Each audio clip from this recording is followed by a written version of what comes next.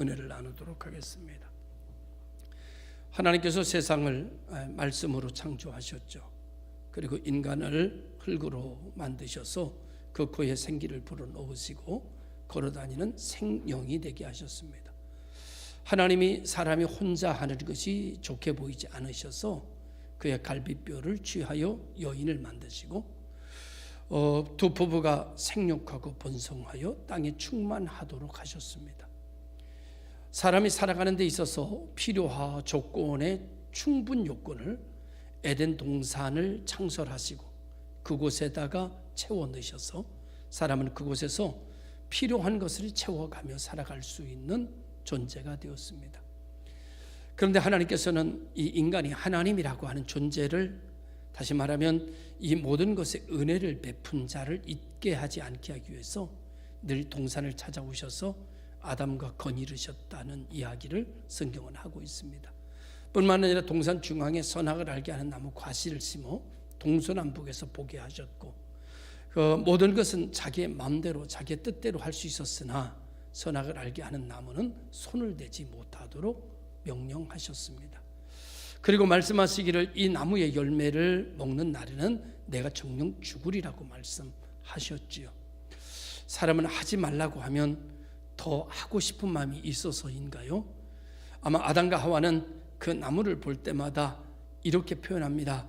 보암직하고 탐스럽기도 하고 지혜롭게 할 만도 한, 정말 관심의 중심을 갖게 할 만한 나무였던 것 같습니다. 그런 마음을 마귀가 너무나도 잘 알았겠지요. 그래서 마귀가 유혹해서 결국은 선악을 알게 하는 나무의 과실을 뚝 따먹고 말았습니다. 주님께서 예전과 같이 아담과 하와를 찾아오셨지만 그날 선악을 알게 하는 나무의 과실을 따먹은 아담과 하와는 그 앞에 나설 수가 없었고 부끄럽고 두렵고 창피함을 느끼기 시작했습니다. 그래서 동산에 가서 숨기 시작했습니다. 하나님께서 아담아 아담아 한참 부르셨지만 나설 수가 없다가 계속 부르시는 음성에 그냥 이대로만 있을 수도 없어서 주님 앞에 고개를 삐끔 내밀며 나서게 되었습니다. 왜 숨었느냐는 말에 내가 벗었으므로 두려워하여 부끄러워 숨었나이다 라는 말을 하게 됩니다. 하나님께서 아담에게 이렇게 말씀하셨죠. 누가 너더러 벗었다고 했느냐. 아담과 하와는 하나님과의 관계가 끊어지게 되고 모든 것에 필요 충분권이 되어 있는 에덴이라고 하는 동산에서 쫓겨나게 됩니다. 필요한 모든 것이 충분하지 않은 곳으로 쫓겨난 것이죠. 그래서 하나님은 아담에게 말하기를 내 이마에 내 필요를 찾아 헤매는 땀을 흘려야 찾게 될 것이고 땀을 흘리지 않으면 너는 먹고 살 수가 없을 것이다. 하와에게 말씀하셨습니다. 너는 해산의 고통을 느끼게 될 것이고 너는 해산할 때마다 죽음이 뭔지 사망의 권세가 뭔지를 경험하게 될 것이다. 이런 유의 말씀을 하시게 됐습니다. 사람은 하나님을 떠나 밑빠진 독같이 만들어진 인간 속에 은혜와 평강이라고 자리 잡은 것이 빠져나가자 그 가운데 욕망이라고 하는 것이 자리 잡기를 시작했습니다. 욕망이라고 하는 것이 자리 잡은 인간은 욕심이 잉태한 즉 죄를 낳고 죄가 장성한 즉 사망의 존재가 돼버리고 말았죠. 부어도 채워지지 않는 항아리를 가지고 있는 사람처럼 살아가는 인생은 몹시 피곤할 수밖에 없었고 행복감이란 찾을 수가 없게 돼버리고 말았습니다. 채워지지 않는 마음을 채워져야 행복할 거라고 기대하며 사는 인생 자체는 불행 그 자체라고밖에는 말할 수 없는 것이죠. 오늘도 수많은 사람들이 채워지지 않는 밑빠진 독과 같은 자기 마음을 채워야 행복할 거라고 생각하고 채워질 거라고 믿고 분주하게 이마에 땀을 흘리며 움직이고 있습니다. 그러나 밑빠진 독은 절대 채워지지 않습니다. 그래서 인간은 한 번도 행복이라는 것을 느끼지 못하고 살다가 결국 인생의 마지막 종을 치는 때를 맞이하게 된다고 볼 수가 있는 것이죠. 인간이 이렇게 비참한 인간으로 떨어져 버리고 만 것이죠. 하나님과의 관계가 깨지면서부터 나타난 현상이지요. 하나님께서 이런 인간을 너무나도 불쌍히 여기시고 다시 한번 이런 하나님의 택함 받은 사람들에게 기회가 돼 주시기를 원했습니다. 하나님이 우리에게 기회가 돼 주시기 위해서 하나님은 엄청난 대가를 지불하셔야 됐어요. 그것이 바로 하나님의 자리를 버리고 인간이 되는 일이었습니다. 그래서 하나님은 말씀이 육신이 되어 우리 가운데 오시게 되었죠. 하나님이 인간이 되고 나서 여러 가지 제약적인 일들이 생겨나기 시작했습니다. 여러 가지 환경에 지배받는 존재가 돼버리고 말았습니다. 그렇지만 기꺼이 우리 주님은 이 길을 선택하셨고 우리를 구원하시기 위하여 이 역사를 이루시게 됐던 것입니다. 공생애라고 하는 많은 기간 동안에 조롱도 받고 어려움을 당했죠. 그리고 주님은 겟세마네 동산에 올라가셨습니다. 완전한 인간이시며 완전한 하나님이셨던 예수는 완전한 인간으로서 우리의 죄를 사하기 위하여 어떤 일을 해야 하는지를 알고 있었기 때문에 그러나 완전한 인간으로서 이 일이 얼마나 무서운 일인지를 알고 있었기 때문에 두려움과 공포 속에 하나님의 이름을 부르기 시작했죠. 성경에 말하면 겟세마네 기도가 그 사실을 너무나도 잘 알려주고 있습니다. 땀방울이 변하여 핏방울이 될 정도로 기도하셨다고 했습니다. 전심을 다해서 이 잔을 피할 수만 있으면 피하고 싶었던 것이지요. 그러나 하나님은 그 기도를 외면하셨고 우리를 구원하시고자 하는 그 계획의 진행은 멈춤 없이 거세게 진행되고 있었습니다. 주님은 내 뜻대로 하지 마시고 아버지 뜻대로 하십시오라고 하고 난 이후에 겟세마네 동산에서 내려왔고 그를 준비했던 사람들에게 팔리고 잡히고 그리고 신문 받기 시작했습니다. 말로 다 할 수 없는 모욕감을 겪어야 했습니다. 침뱉음을 당해야 됐고 뺨도 맞아야 됐고 그리고 가시 면류관도 써야 했고 그 무거운 십자가를 지고 골고다 위로 언덕으로 올라가셔야 했습니다. 이 십자가가 얼마나 무거운 십자가인지 이 허약한 제때 먹을 것을 잘 먹지도 못하고 제때에 근육도 잘 붙어있지 않는 예수는 그 십자가를 지고 갈 수가 없었습니다. 수없이 쓰러지고 넘어지고 자빠지고 사형을 집행해야 될 시간이 얼마 남지 않았는데 계속 넘어지자 이 군병들은 다른 사람에게 이 십자가를 지워 그 시간을 맞추도록 했죠. 그래서 골고다 산성으로 올라갔고 예수님은 그 십자가에 못 박히게 되었습니다. 십자가에 올라가서 가상칠언이라는 말씀을 남기시고 운명하시게 되었습니다. 물과 피를 다 쏟아내시게 됐죠. 어떻게 견뎠을까라고 하는 생각 속에 오늘 이런 말씀을 좀 드리고 싶습니다. 우리가 모두 다 아는 얘기를 지금 나누고 있는 것입니다. 아마 예수님께서 이 모든 일을 견딜 수 있었던 것은 첫째가 나를 향한 사랑이었을 것이다. 둘째는 목표의 의미입니다. 우리가 목표가 아름답고 목표가 건강하고 목표가 은혜로우면 목표가 오르면 목표가 가치가 있으면 과정은 힘들어도 견뎌냅니다.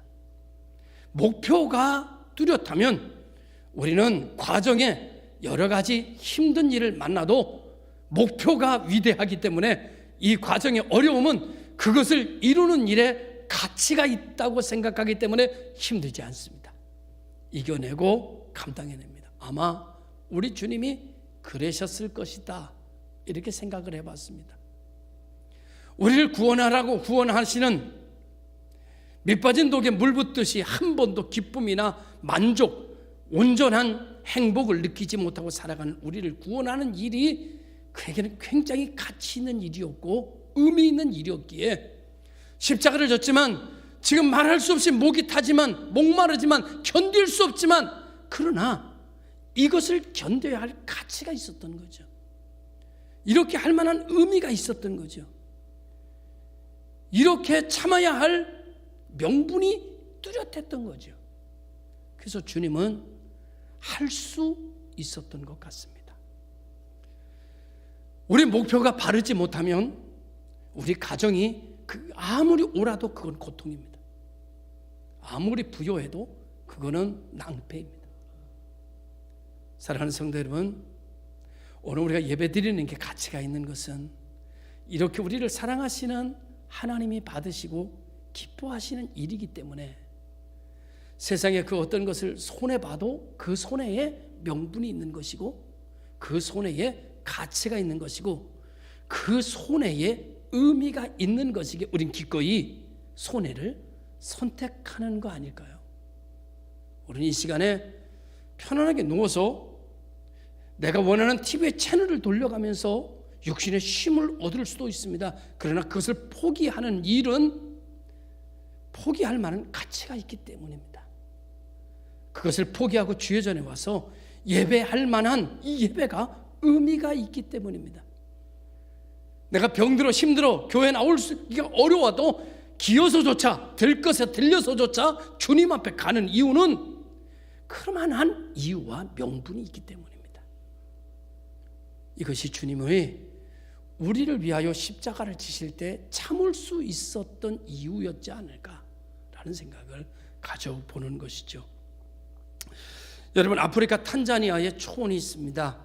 그 초원에 영양이라고 하는 동물이 삽니다. 흔히 우리가 알고 있는 누떼라는 거죠. 누떼가 건기를 맞으면 새로운 초목을 찾아서 이동을 시작하는데 1600km 정도를 옮겨간다고 그럽니다.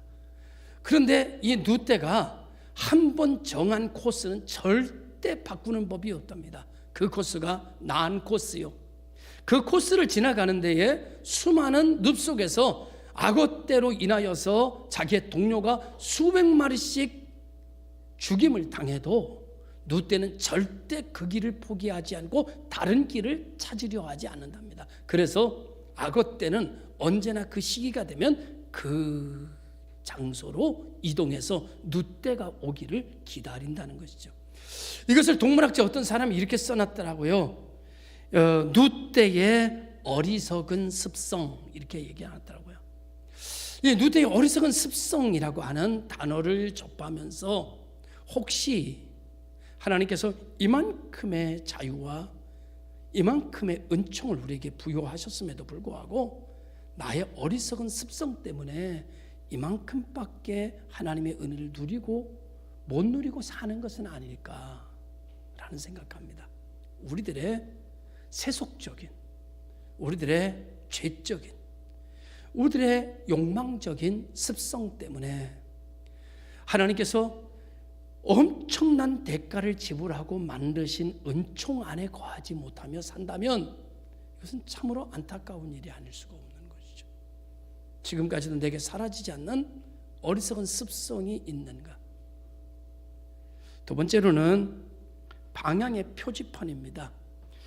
여러분, 2차 세계대전이 한창이던 1944년 2월에 여러분이 알고 있는 토막전쟁이라는 토막전쟁, 다시 말하면 토막작전이라고 하는 것이 시행됐습니다. 미국을 중심으로 한 연합군들이 독일과의 전쟁을 끝내기 위해서 토막작전을 실천했는데 실패로 돌아가 버리고 말았습니다. 왜냐고 하면 이 독일군들이 이 작전의 정보를 알고 미군으로 위장하고 지프를 타고 미국의 그 작전으로 들어가서 미군들이 만들어 놓고 연합군들이 만들어 놓은 표지판을 다 돌려놨습니다. 다른 쪽으로. 그래가지고 그 작전은 실패로 실패로 갈 수밖에 없었던 것이죠. 전 생각했습니다. 또 함께 생각하기를 원합니다. 우리들의 방향 표지판은 바르게 되어 있나? 라는 것이죠. 나의 방향 표지판, 내가 주장하는 표지판, 내가 생각하는 표지판은 옳은 표지판인가? 라고 하는 것입니다. 오늘 우리가 살아가는 가운데 여러 가지 일들이 있습니다. 필요 조건이 건강도 있고 지식도 있고 모든 것이 있습니다. 여러분, 길을 잃어버리신 적 있습니까? 경험? 저는 어렸을 때 길을 잃어버려 본 적이 있습니다. 언젠가도 말씀드렸다시피 모래내라고 하는 신촌 근처에 가서 길을 잃어버린 적이 있습니다. 길을 잃어버리고 나니까 앞이 캄캄합니다. 두려움이 엄습해 오기 시작합니다. 큰일 났다는 생각이 듭니다. 여러 가지 안 좋은 모든 것이 일순간에 나에게 엄습해 오기 시작했습니다. 어렸을 때는 이것을 감당할 수 없어 울어버리는 것입니다. 지난번에 산티아고를 여러분들이 보내주셔서 제가 산티아고를 갔다가 시간이 조금 나서 포르투갈인가요? 조금 그 근처에 있는 나라 한번 더 가보자 그래서 관광버스를 타고 국내 버스를 타고 갔습니다. 그래서 포르투에 도착을 해서 포르투를 구경을 하고 그리고 택시를 타고 국제선 버스터미널에 왔습니다. 버스터미널에 와서 시간을 보니까 버스를 탈 수 있는 시간보다 1시간 반이 남는 거예요. 그래서 이렇게 쳐다보니까 저기 공원이 있습니다. 근데 공원이 꽤 근사해 보일 것 같습니다. 제 아내에게 말했죠. 여보, 저기 공원 좀 갔다 구경하고 올까? 시간도 많은데. 아, 피곤하대요. 난 그냥 여기서 쉬겠대요. 그래서 그럼 당신 여기서 쉬어. 내가 좀 가서 구경 좀 하고 올게. 그리고 혼자 덜레 그 공원으로 갔습니다. 가보니까 공원이 어마어마하게 큰 공원이에요. 그래서 두루두루 돌아보다가 버스 시간이 거의 다 됐습니다. 아, 돌아가야 되겠다 생각을 하고 골목을 찾는데 골목을 못 찾겠는 거예요. 이 길로 완다 뛰어 들어가니까 좀 가다 보니까 아니에요. 다시 뛰어나와가지고 그래서 돌아가다 이 골목인가 그걸 같아서 뛰어 들어갔더니 또 아니에요. 시간은 다 돼가는데 큰일 났습니다. 아내의 얼굴이 초조해서 화난 얼굴이 그냥 크게 보이기를 시작하는데 여러분 막 몸둘 바를 모르겠습니다. 이거 길을 잊어버려 버스 놓치기 직전입니다. 큰일 났습니다. 그래서 주변 사람 지나가는 사람들을 붙들고 물어봤습니다. 물론 영어로 물어봤죠. 여기가 국제버스 터미널을 가는 길이 어딥니까? 라고 하니까 이 사람들이 못 알아들어요. 영어를 그 사람들이 잘 못하더라고요. 나는 잘하는데. 누가 잘한 건지 모르겠습니다만 아무튼 내가 볼 때는 그 사람들이 영어를 못 알아듣는 거예요. 제가 유창한 영어를 하는데 몸까지 써가면서 유창한 영어를 하는데 못 알아들어요. 그래가지고 어떡하지? 시간은 다 돼가는데 막 두렵기 시작했습니다. 걱정됐습니다. 한참 앉아서 고민했습니다. 어딜까? 어디로 가야 되지?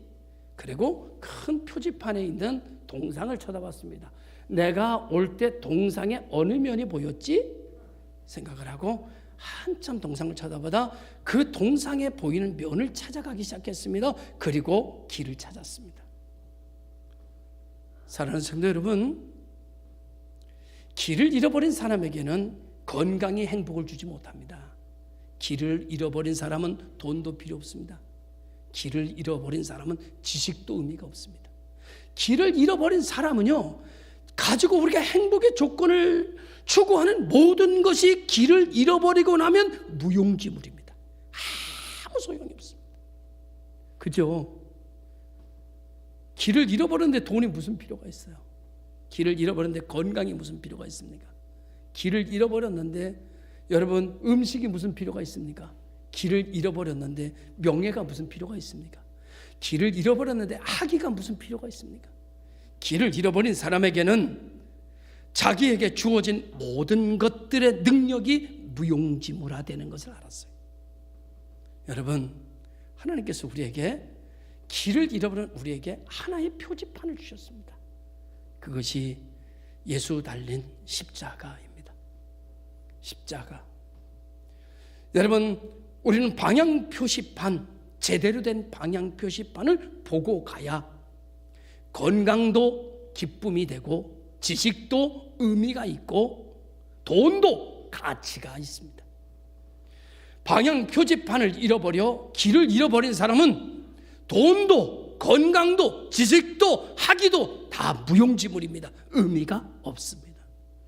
하나님께서 우리에게 주신 방향 표지판, 인생길을 잃어버리지 말라고, 천국으로 오는 길을 잃어버리지 말라고 유일하게 주신 표지판, 십자가를 내가 가지고 있을 때 예수 그리스도의 구원을, 예수 그리스도에 대한 믿음의 표지판을 내가 붙들고 있을 때 여러분이 가지고 있는 모든 것이 의미를 발동하게 되고 가치가 살아나기 시작하고 행복의 웃음이 나오기를 시작합니다.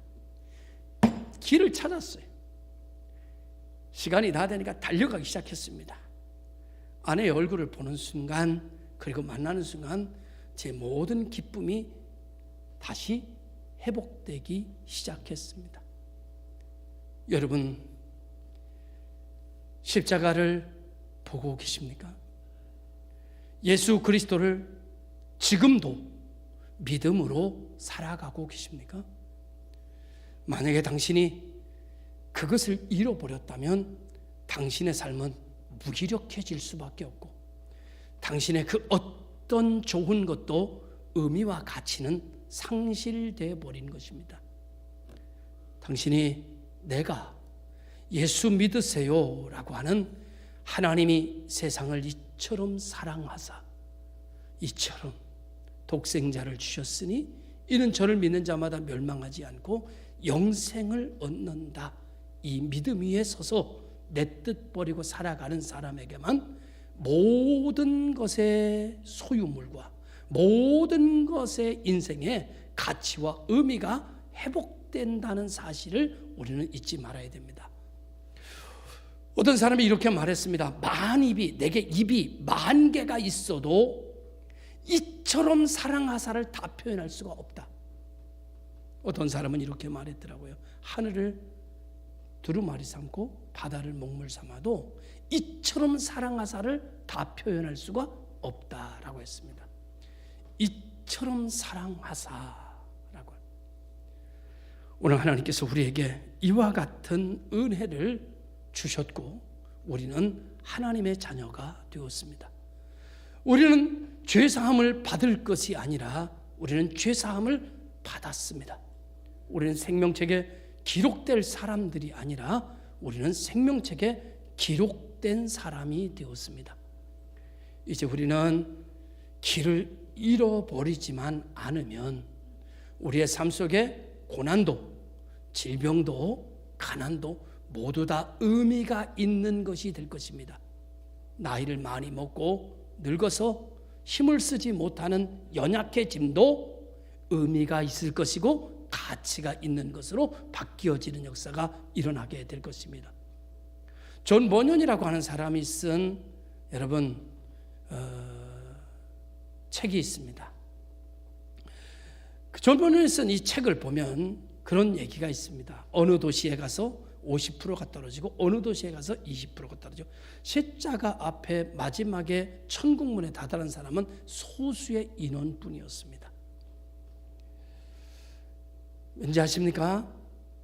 십자가를 잃어버리지 않은 사람, 예수를 잃어버리지 않은 사람은 부귀영화의 도시에 들어갔을 때 그걸 버릴 만한 이 길이 가치가 있는 걸 알고 있는 것이죠.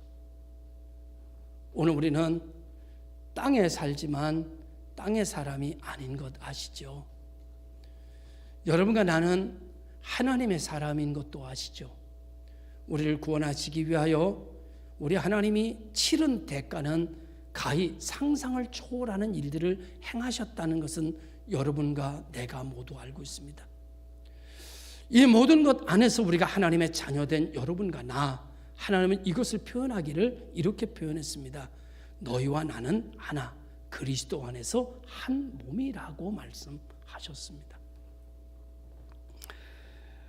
하나님은 산자의 하나님이십니다. 하나님은 산자의 하나님이실 뿐만 아니라 죽은 자를 살리시는 하나님이시기도 됩니다. 하나님은 건강을 주실 뿐만 아니라 약한 자를 치료하시는 하나님이시기도 합니다. 산자들은 우리 이렇게 말합니다. 여러분과 나는 하나님은 우리의 죄를 속하셨어. 내 죄를 사하시기 위하여 십자가에 달려 죽으셨어. 나는 이 사실을 믿음으로 하나님의 자녀가 되었어. 주님은 나를 위하여 부활의 첫 열매가 되셨고 승천하심으로 내가 하나님 앞에 앞으로 어떻게 주님을 맞으러 가실지 내 앞에서 보여주셨어 라고 말합니다. 그래서 예수 그리스도를 우리는 나의 길이라고 말하고 나의 진리라고 말하고 나의 생명으로 믿습니다. 우리는 하나님께서 오늘 우리에게 주신 말씀은 많은 학자들이나 사람들이 여러분에게 이렇게 전했습니다. 성경이 다 없어도 요한복음 3장 16절 하나만 있어도 구원받는데 지장이 없다. 아멘입니다. 그래서 저는 신구약 성경의 요한복음 3장 16절은 요절이다 이렇게 나름 생각하며 삽니다. 그래서 우리가 교회 제일 처음에 오면 어린아이였을 때 가르치는 것도 요한복음 3장 16절이었습니다. 이걸 노래로 만들어서 암송까지 시켰습니다. 왜? 잃어버리지 말라고. 이 말씀이 너에게 의미를 줄 것이다. 이 말씀을 믿으면 네 고난이 가치가 있다는 사실을 알게 될 것이다. 이 말씀을 붙잡으면 천국까지 오는 길을 잃어버리지 않게 될 것이다. 하나님이 세상을 이처럼 사랑하사 독생자를 주셨으니 이는 저를 믿는 자마다 멸망치 않고 영생을 얻게 하신다는 내용입니다. 저와 여러분들이 이 사실을 일평생 들으며 삽니다. 저는 일평생 우리가 이 사실을 붙들고 감격하며 살기를 저와 여러분들에게 원합니다. 하나님이 우리를 사랑하시기 위해서는 여러분과 내가 상상하지 못하는 일들을 치르셨는데 그것은 나를 구원하는 이 일이 이만큼 하나님에게는 가치가 있는 일이었기 때문에 그 고난을 다 견디실 수 있었습니다. 오늘 우리가 하나님을 기쁘시게 하는 예배가 우리에게 이만한 가치가 됐으면 좋겠습니다. 하나님을 증거하는 예수를 말하는 그 언어가 여러분이 그만한 가치로 여기면서 사는 행복한 그리스도인들, 감사하는 그리스도인들, 고마움이 떠나지 않는 그리스도인들로 살아가는 삶이 되기를 주의 이름으로 축원합니다. 기도하겠습니다.